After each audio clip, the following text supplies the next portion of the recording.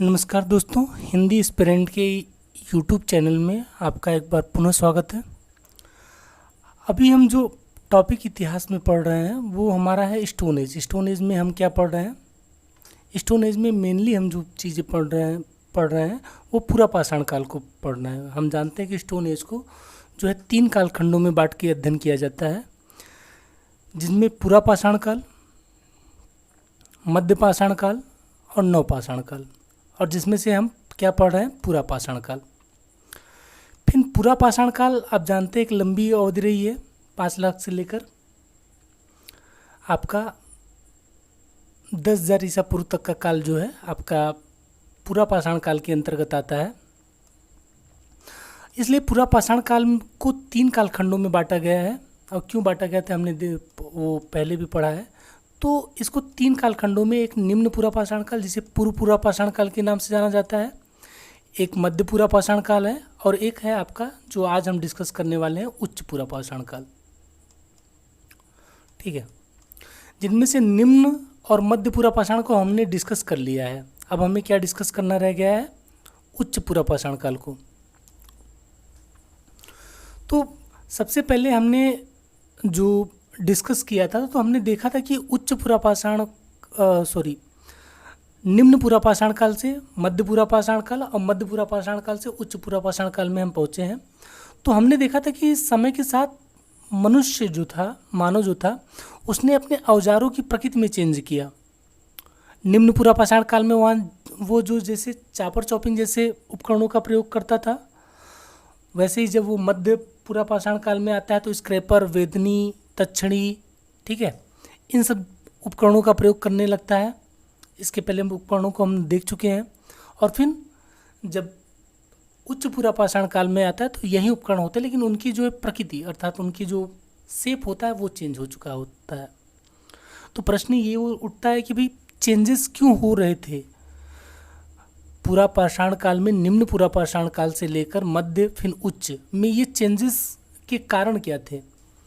तो हमने पहले ही पढ़ा था कि जिस समय पूरा पाषाण काल का उदय हुआ उस समय जो विश्व में जो जलवायु थी वो किसके प्रभाव में थी? तो वो हिमयुग के प्रभाव में थी। तो निम्न पूरा पाषाण काल में हिमयुग बहुत प्रभावी रहा था। तो हिमयुग प्रभावी होने के कारण घास के मैदानों का विकास बहुत अधिक नहीं हो पाया था। तो छोटे जीव जंतु या जानवर वो विकसित नहीं हो पाए थे। यदि वो विकसित नहीं हो पाते तो फिर बड़े बड़े जानवर थे। तो इसलिए औजारों की प्रकृति आप देखते हैं निम्न पूरा पाषाण काल में तो औजारों की जो प्रकृति थी वो काफ़ी बड़ी थी।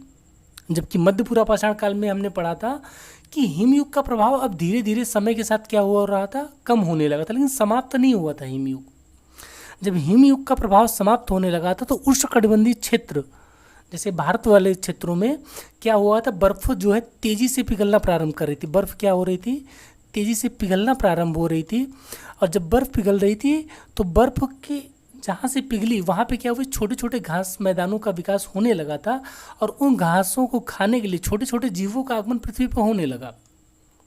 तो चूंकि जीवों की जो आकार था अब बड़े से होकर छोटे में परिवर्तित हो रहा था, तो ऐसे में मनुष्य को शिकार करने के लिए अब छोटे औजारों की जरूरत थी। इसलिए हम देखते हैं मध्य पूरा पाषाण काल में क्या हो रहा था कि औजारों की प्रकृति अब छोटी हो गई थी।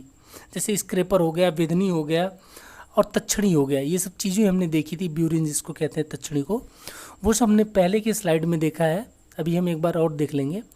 तो ये सब जो चीज़ें थी वो क्या थे? औजारों की प्रकृति में चेंजेस हो रहे थे। और यही हिमयुग जो था उच्च पूरा पाषाण काल, अच्छा, जो पूरा पाषाण काल में निम्न पूरा पाषाण काल से हिमयुग जो प्रभावी हुआ, उच्च पूरा पाषाण काल आते आते तक ये हिमयुग का जो था अंत हो गया और जलवायु क्या हो गई? गर्म होना प्रारंभ हो गई थी। जब जलवायु गर्म होना प्रारंभ कर दी तो अर्थात जलवायु ने वर्तमान शेप को लेना, मतलब वर्तमान जलवायु के आकार को लेना प्रारंभ कर दिया था। लेकिन एकाएक नहीं कि 10 से 15 साल में ऐसा हो गया, एक लंबा प्रोसेस चला, तब जाके वर्तमान जलवायु को हम प्राप्त कर पाए।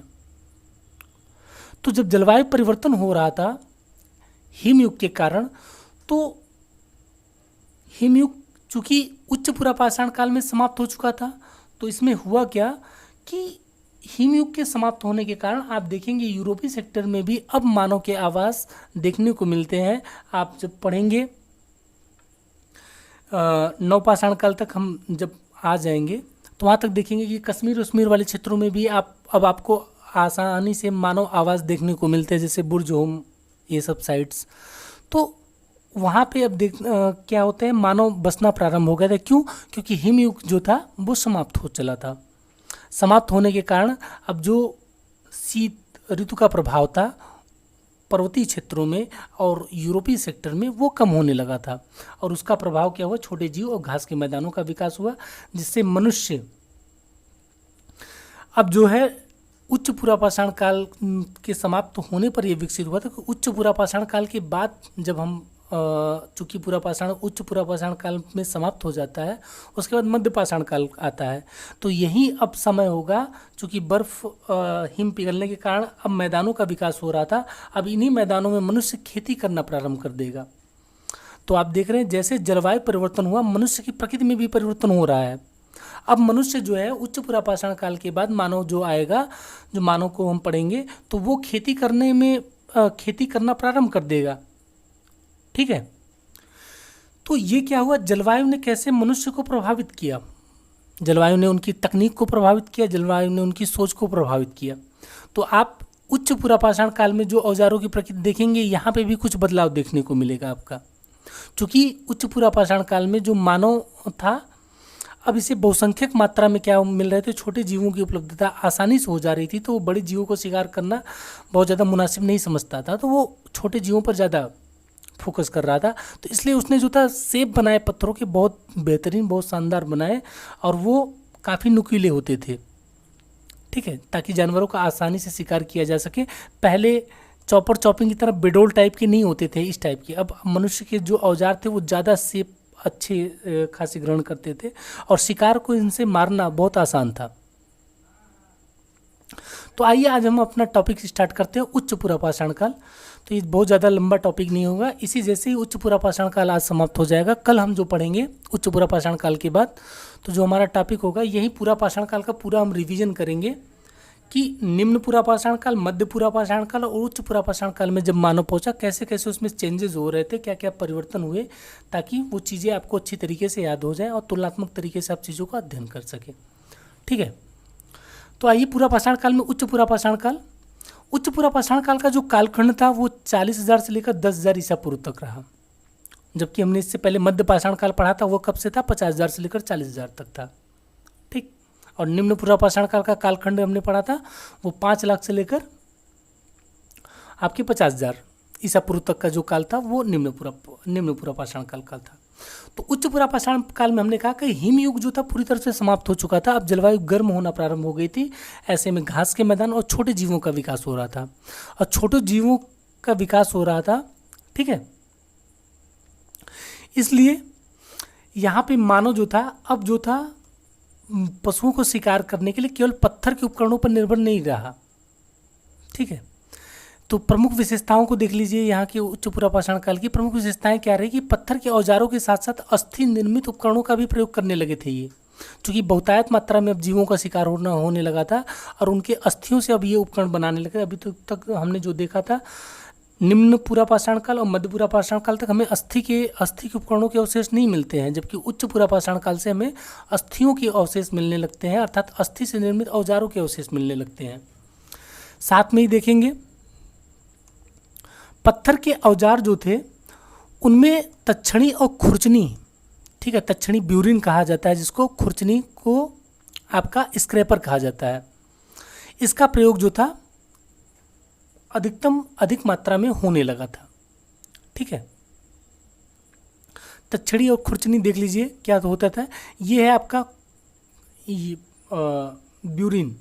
ठीक है, तक्षणी जिसको कहते हैं ना, ये तक्षणी। इससे क्या किया जाता था, जो मुलायम पत्थर थे उस पर नक्काशी की जाती थी इसके थ्रू, और क्या किया जाता था इसके थ्रू कि जो हड्डी उड्डी के उपकरण थे उस पर जो थी औजार बनाने में इसी पत्थर का उपयोग किया जाता, जिसे तक्षणी कहते थे।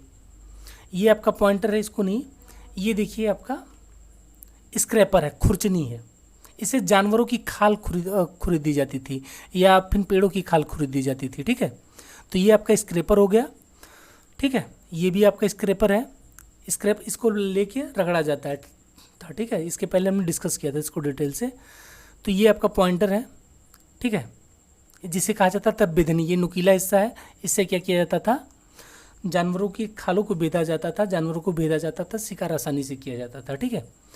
तो ये आपको तीनों उपकरण, ये जो हम पढ़ रहे हैं स्क्रैपर, ये स्क्रैपर रहा, ये आपका पॉइंटर जिसे बेधनी कहते हैं ये हो गया, और ये आपका क्या था, तक्षणी जिसे ब्यूरिन कहा जाता था। ये तीनों उपकरण आपके उच्च पुरापाषाण काल में मिलते हैं, लेकिन जो था तक्षणी और खुरचनी, ठीक है, तक्षणी और स्क्रैपर, तक्षणी मतलब ब्यूरिन और स्क्रैपर, इन दोनों उपकरणों की प्रधानता कहाँ देखने को मिलती है, उच्च पुरापाषाण काल में।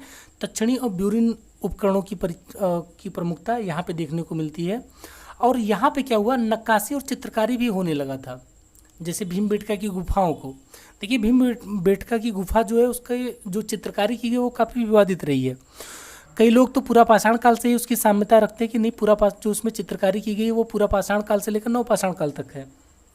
लेकिन बहुत सारे विद्वानों का मानना है कि जो उस पर चित्रकारी हुई है वो मध्य पुरापाषाण काल से हुई, इसलिए हमने इसको भी, भीमबेटका की गुफा की चित्रकारी को हमने डिस्कस नहीं किया है। तो हम मध्य पुरापाषाण काल में देखेंगे। और हालांकि ये एग्जाम में आपके पूछा भी नहीं जाएगा कि भाई भीमबेटका की गुफा किस काल से संबंधित है, ये पूछा जाएगा तो आप पाषाण काल देगा। यदि नहीं दिया जाएगा, यदि उसमें तीनों कालखंडों को दिया जाएगा, भाई पुरापाषाण काल दे, उच्च पुरापाषाण काल दे, मध्य पुरापाषाण काल दे और नवपाषाण काल दे, तो ऐसा कभी देगा नहीं। यदि देगा तो तीनों सही होंगे, ठीक है, क्योंकि ये विवादित है, कोई स्पष्ट अनुमान नहीं लगाया सके भीमबेटका की गुफाओं में जो चित्रकारी की गई है, जो मध्य प्रदेश में स्थित है, वो किस कालखंड से संबंधित है। तो सबसे पहले हमने प्रमुख विशेषताओं को देख लिया, पत्थर के औजारों के साथ साथ अस्थि के उपकरणों का प्रयोग। अब यहाँ पे जो पत्थर के उपकरण थे, स्क्रैपर, बेदनी और तक्षणी, यहाँ पे देख रहे हैं जो, उसमें तक्षणी और खुरचनी की प्रधानता हो गई थी। और नक्काशी और चित्रकारी इस युग में हमें देखनी, नक्काशी आपको पत्थरों पर देखने को, गुफाओं पर देखने को मिलेगी आपको, ठीक है, जो हड्डी के उपकरण बने मिले हैं वहाँ पे आपको देखने को मिलेगा, चित्रकारी गुफाओं में आपको देखने को मिलेंगे। इस काल का जो एक अन्य नाम है वो ब्लेड संस्कृति कहा जाता है। ये ब्लेड संस्कृति भी, ये ब्लेड क्या होती है, हमने कहा था कि हर युग में, अब चाहे वो पुरापाषाण काल के तीनों युग हों, उनमें अपनी अलग अलग संस्कृति, अपने अपने अलग अलग उपकरणों के प्रकार रहे हैं। जैसे निम्न पुरापाषाण काल में क्रोड संस्कृति कहा जाता है, क्योंकि वहाँ कोर से उपकरण बनाए जा रहे थे। मध्य पुरापाषाण काल में हमने पढ़ा था कि वहाँ पे फलक संस्कृति कही जा रही थी, और जबकि उच्च पुरापाषाण काल में उसको क्या कहा जाता है, ब्लेड संस्कृति। वर्तमान समय में जैसे ब्लेड को देखते हैं तो ब्लेड के दोनों तरफ क्या होती है, धार होती है, वैसे ही यहाँ पे भी दोनों तरफ धार होती थी इस पत्थर के उपकरणों में, ठीक है। इसलिए इसको क्या है, ब्लेड संस्कृति का, क्योंकि इस टाइप के उपकरणों की प्रधानता यहाँ पे देखने को मिलती है उच्च पुरापाषाण काल में। इसलिए उच्च पुरापाषाण काल को किस काल के नाम से जाना जाता है, क्या कहा जाता है, ब्लेड संस्कृति कहा जाता है। तो देखिए जो प्रमुख औजार हैं, तो मध्य पुरापाषाण काल के ही उपकरण यहाँ पे भी मिलेंगे आपको, चाहे वो स्क्रैपर हमने देख लिया, खुरचनी को देख लिया, बेदनी पॉइंटर जो नुकीला भाग होता था ऐसे, ठीक है, वो हो गया, तक्षणी ब्यूरिन को हमने देखा ही, ठीक है। साथ में यही यहाँ पे दो नए टूल्स अर्थात दो नए उपकरण आ गए, वो कौन, ये ब्लेड के उपकरण जिसके दोनों तरफ धार होती थी, एक अस्थिर निर्मित उपकरण जैसे हार्पून और सुई, ठीक है। ये हार्पून उर्पून क्या होता था कि जो मछली फंसाने के लिए जो कांटे ओटे होते थे, उसका भी यहाँ पे प्रयोग देखने लगा कि पत्थर नहीं, ये हड्डी के उपकरणों से बनाए जाने लगे थे मछली पकड़ने के लिए। तो यहाँ पे आप देखेंगे कि दो नए उपकरण आपको देखने को मिल रहे हैं उच्च पुरापाषाण काल में, एक ब्लेड हो गया और एक जो है ब्लेड उपकरण हो गया, एक अस्थिर निर्मित उपकरण हो गए। अस्थिर निर्मित उपकरणों में जो मछली फंसाने के लिए जिसे गांव में कटिया बोला जाता है, वो आपका जो है यहाँ पे देखने को मिलने लगता है उच्च पुरापाषाण काल में। और इसके साथ जो है आपके पश्चिम बंगाल में मिलते हैं। तो पश्चिम बंगाल के जो माछ भात खाने का कल्चर है वो केवल आज का नहीं है, वो तो पाषाण काल से उसके अवशेष मिलते हैं, ठीक है। तो देखिए ये हैं सारे के सारे आपके हड्डी के निर्मित उपकरण, ये भी आपका हड्डी निर्मित उपकरण है, ये सब उच्च पुरापाषाण काल के हैं। देखिए हड्डियों से बनाए गए उपकरण हैं ये सब, ठीक है। ये पॉइंटर की तरह देखिए सारे के सारे आपके क्या हैं, अस्थि निर्मित उपकरण, ये भी ये भी ये भी ये भी, ठीक है। तो ये है अस्थि निर्मित दो उपकरणों की विशेषता। हम देखते हैं कि अस्थि निर्मित उपकरणों की यहाँ पे देखने को मिलती है, और साथ में ही आपको क्या देखने को मिलता है, ब्लेड। ये देखिए ब्लेड रहा, यहाँ पे देखिए एक धार ये है, देखिए दोनों तरफ धार है ना इसके, इधर भी धार है और इधर भी धार है दोनों साइड में। यहाँ पे भी देखिए इसके इधर भी धार है और इधर भी धार है, ठीक है। यहाँ पे देखिए ब्लेड में इधर भी धार है इसके और इधर भी धार है, तो दोनों तरफ धार है, इसको क्या कहा गया, इसलिए ब्लेड कहा गया, वर्तमान ब्लेड की तरह, ठीक है। अब देखिए उच्च पुरापाषाण काल की बात की जाए। उच्च पुरापाषाण काल की प्रमुख विशेषताएं अन्य क्या रही हैं। इस काल की सबसे प्रमुख खोज क्या रही, चबूतरा एक मिला है जो रोड़ी और मलबों का से बना है। जैसे आप पत्थर कह रहे कि वृक्षों के किनारे आप देखते होंगे चारों तरफ चबूतरा बना दिया जाता है गाँवों में, इसके किनारे लोग बैठ के अपना चौपाल उपाल करते रहते हैं। वैसे ही चबूतरे के साक्ष्य आपके उच्च पुरापाषाण काल में मिलते हैं जो रोड़ी और मलबे की सहायता से बनाए गए। ये सबसे प्रमुख विशेषता रही उच्च पुरापाषाण काल की। पूछा जाए चबूतरे के साक्ष्य कहाँ से मिले हैं, तो उच्च पुरापाषाण काल से मिले हैं, ठीक है। और किससे बनाए गए, तो रोड़ी मलबों से बनाए गए। ये उच्च चबूतरा आप समझ रहे हैं जो गाँव में पेड़ों के किनारे चारों तरफ सीमेंटेड कर दिया जाता है, तो ये सीमेंटेड तो नहीं थे, ये रोड़ी और मलबों के थ्रू बनाए गए थे, इसके साक्ष्य मिले हैं। ये 85 सेंटीमीटर की व्यास का था, ठीक है। इस काल का जो मानव था, चूंकि हिमयुग की समाप्ति हो रही थी, तो इस काल में जो मानव का आगमन हुआ क्रो-मैग्नन या होमोसेपियंस, वो आधुनिक मानव का जो आगमन होता है। पूछा जाए आधुनिक मानव या होमोसेपियंस मानव का आगमन कब हुआ, तो आप क्या बताएंगे कि होमोसेपियंस मानव का आगमन कब हुआ, उच्च पुरापाषाण काल में होता है, ठीक है। आइए, इस काल के प्रमुख उद्योग क्या रहे, चकमक उद्योगों की स्थापना हुई है, ठीक है। इस काल के प्रमुख उद्योग क्या रहे, चकमक उद्योग। अब उच्च पुरापाषाण कालीन प्रमुख स्थल यहाँ पे आपका क्लियर हो गया। अब आते हैं उच्च पुरापाषाण कालीन प्रमुख स्थल। तो उत्तरी क्षेत्र में देखेंगे भारतीय उपमहाद्वीप। देखिए भारतीय उपमहाद्वीप की जब बात की जाए तो उसमें आपके पाकिस्तान भी आ जाता है, भारतीय उपमहाद्वीप में आपका अफगानिस्तान भी आ जाता है, ठीक है। भारत के साथ सीमा साझा करने वाले सभी देश आ जाते हैं, वो भारतीय उपमहाद्वीप, चाइना को छोड़ दीजिए। तो भारतीय उपमहाद्वीप की बात की जा रही है, तो उत्तरी क्षेत्र में देखिए अफगानिस्तान हो गया। अफगानिस्तान में भी साक्ष्य मिलते हैं उच्च पुरापाषाण काल के, कहाँ से, उसके संघाव की गुफाओं में, ठीक। और सबसे इम्पोर्टेंट है उत्तर प्रदेश। उत्तर प्रदेश में जो साक्ष्य मिले बेलन नदी घाटी में मिले हैं, और एक कहाँ मिला है, इलाहाबाद के लोहदा नाला में, और एक चौपानी मांडो में। इलाहाबाद का जो लोहदा नाला क्षेत्र है इलाहाबाद में स्थित, यहाँ पे अस्थि निर्मित मातृ देवी की प्रतिमा मिली है। ये एग्जाम में कई बार पूछा गया है कि अस्थि निर्मित मातृ देवी की प्रतिमा कहाँ से प्राप्त हुई, तो याद रखिएगा इलाहाबाद में स्थित लोहदा नाला, उत्तर प्रदेश में जो स्थित है इलाहाबाद, और इलाहाबाद में कहाँ पे, लोहदा नाला में मिले हैं। कहाँ पे, मातृ देवी की प्रतिमा मिली है, ठीक है। और यहीं से माना जाता है धर्म की शुरुआत, अर्थात ये मातृ देवी की जो प्रतिमा मिली है इसी के थ्रू माना जाता है कि यहीं से आपका क्या होता है, धर्म का आगमन भारत में प्रारंभ हो जाता है। अर्थात मानव अब जो था पारलौकिक सत्ता में विश्वास करने लगा था उच्च पुरापाषाण काल में आते आते, क्योंकि अस्थि निर्मित प्रतिमा से ऐसे अनुमान लगाए जाते हैं विद्वानों के थ्रू। तो पूछा जाए अस्थि निर्मित जो मातृ देवी की प्रतिमा कहाँ मिली है, इलाहाबाद के लोहदा नाला। इलाहाबाद कहाँ स्थित है, उत्तर प्रदेश में, ठीक। फिर देखिए इलाहाबाद में स्थित है चौपानी मांडो, और चौपानी मांडो से पुरापाषाण काल से लेकर नवपाषाण काल तक के साक्ष्य आपको मिलते हैं, अर्थात पुरापाषाण काल, मध्यपाषाण काल और नवपाषाण काल, तीनों के साक्ष्य आपके चौपानी मांडो से मिलते हैं, ठीक। ये लोहदा नाला वाला मोस्ट इंपॉर्टेंट है, इसको ध्यान में रखिएगा। अफगानिस्तान में हमने देख ही लिया। राजस्थान में आ जाइए। राजस्थान में बागौर से स्त्री मूर्ति मिली है, ठीक है। बागौर से पशुपालन के भी साक्ष्य मिले, लेकिन वो मध्य पुरापाषाण काल और नव पुरापाषाण काल में मिले हैं। तो अभी इसको क्विट करिए। तो अभी आपको याद रखना है बागौर से स्त्री मूर्ति मिली है, उच्च पुरापाषाण काल से संबंधित है, और राजस्थान में स्थित है चंद्रावती स्थल, जहाँ से चार्ट पत्थर होता है, चार्ट फ्लिंट हमने देखा था जो पत्थर, उस पर जो है एक चित्र के साक्ष्य मिले हैं। कहाँ पे, राजस्थान में। तो राजस्थान में दो स्थलों को याद रखना है आपको, बागौर और चंद्रावती। बागौर में आपका क्या मिला है, उच्च पुरापाषाण काल से संबंधित स्त्री की मूर्ति मिली है, और चंद्रावती से आपकी क्या मिली है, एक चार्ट पत्थर है, उस पे जो है चित्र के साक्ष्य मिले हैं। बाकी उत्तर प्रदेश में हमने देखा लोहदा नाला, चौपानी मांडो, जिसमें से लोहदा नाला सबसे ज़्यादा इंपॉर्टेंट है, इलाहाबाद में स्थित। यहीं पे मातृ देवी की प्रतिमा मिली है जो अस्थि निर्मित है, ये कई बार एग्जाम में पूछा गया है। अब आते हैं दक्षिण भारत में। दक्षिण भारत में आपको बहुत ज़्यादा नहीं चीज़ें याद रखनी है। कर्नाटक में सोनपुर और बीजापुर नहीं ध्यान रहे तो भी चलेगा। महाराष्ट्र में ये ध्यान में रखिए, शुतुरमुर्ग के अंडे पर चित्र बने हुए मिले हैं यहाँ से, महाराष्ट्र में, ये ध्यान रखिएगा। और आंध्र प्रदेश आपको थोड़ा ध्यान रखने का, और रेनी गुंटूर याद रखिएगा, और वेंटम चेरला। ठीक है। तो महाराष्ट्र में आपको देखेंगे, महाराष्ट्र में कहाँ पे, ये स्थल नहीं ध्यान में रखना है। महाराष्ट्र से आपके मिलेंगे शुतुरमुर्ग के अंडे पर चित्र पूछा जाए, शुतुरमुर्ग पे अंडे के चित्र के साथ कहाँ से प्राप्त हुए, तो आप क्या बताएंगे कि महाराष्ट्र से मिले हैं।